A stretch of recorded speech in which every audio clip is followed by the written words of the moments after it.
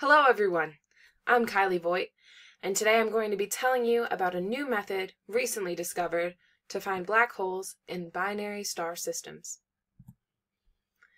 Pictured here is the type of black hole we will be looking at. The technique I'm talking to you about today could actually triple the number of known black holes. It focuses on stellar mass black holes, which are black holes that range from 1 to several tons of solar masses. There are so many black holes in the universe that it is impossible to count them. When the most massive stars' lives end in supernova explosions, stellar mass black holes form. The Milky Way galaxy has about 100 billion stars, and about 1 out of every 1,000 stars that form is massive enough to become a black hole. Most of these are invisible to us, and only about a dozen have been identified. In the universe that is visible from Earth, there are approximately 100 billion galaxies, and each has about 100 million stellar mass black holes. And a stellar mass black hole is born in a supernova every second. We will talk about the future implications of this new technique later on in my presentation. Why do we need new techniques? Well, there are a few problems with the current ones. Problem 1 is that light cannot escape a black hole, so it needs to be found and measured indirectly. When the black hole takes in light from its companion star, it is never seen again. When that light disappears, it takes away one method that could be used to find a black hole. Another problem that exists in using the existing technique involving indirect measurement is that it can be exceptionally challenging and not always so accurate. Indirect measuring involves measuring things such as the gravitational pull the black hole has on its companion star or other objects in space. But let's go over some black hole anatomy. Before I really get into talking about the new technique, I would like to talk about the anatomy of a black hole. The picture here shows all the parts that make up a black hole. In this photo, you can see the black hole at the center of a round disk, a dome around the black hole called the event horizon, the accretion disk, the jet and magnetic field lines, but here we are not going to be talking about the jet or the magnetic field lines, but they are interesting if you want to go into that on your own time. The accretion disk is the disk of matter that has not been absorbed by the black hole.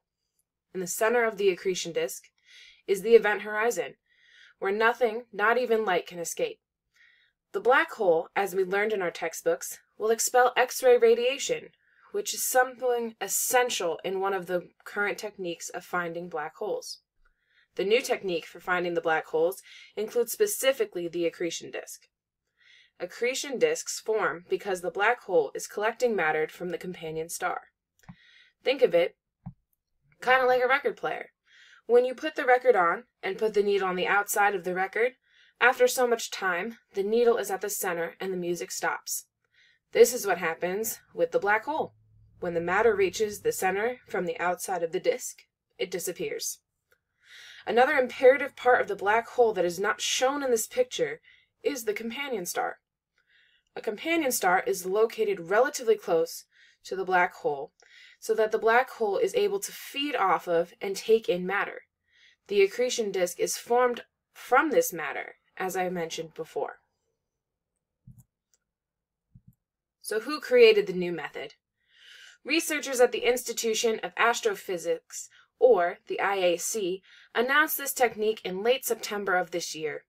The Canary Islands Institute of Astrophysics is dedicated to astrophysical research, the development of astronomy-related scientific instruments, and the training of research personnel in astrophysics. They published the technique in the monthly notices of the Royal Astronomical Society. Now, let's get into the actual technique. It's all about a filter. By applying a special filter to a telescope, astronomers are able to measure light at the level of hydrogen alpha, 656 nanometers, or, in other words, able to see light classified with deep red spectral lines. Astronomers hypothesized that this technique would enable them to detect light coming from accretion disks, that deep red light spectrum, and they suggest that qualities of this light, such as mass and motion, would be able to reveal the strength of the gravitational field acting on the accretion disk. This would enable astronomers to calculate the mass of the black hole. Now, force can be calculated by multiplying the mass by acceleration. So, if we are able to calculate a black hole's gravitational force and how fast the matter is going into the black hole and disappearing, we can find out how massive it is through the equation of gravitational force divided by acceleration equals mass.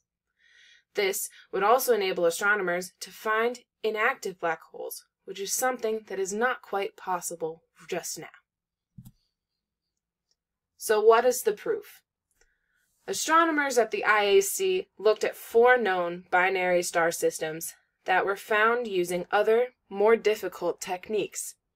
They applied the hydrogen alpha filters to the 4.2-meter William Herschel telescope, and then compared their observations to the previous observations and proved that the filter was successful at identifying black holes by finding the red spectral lines and calculating their motion in each system. This is a great forward step for astrophysics.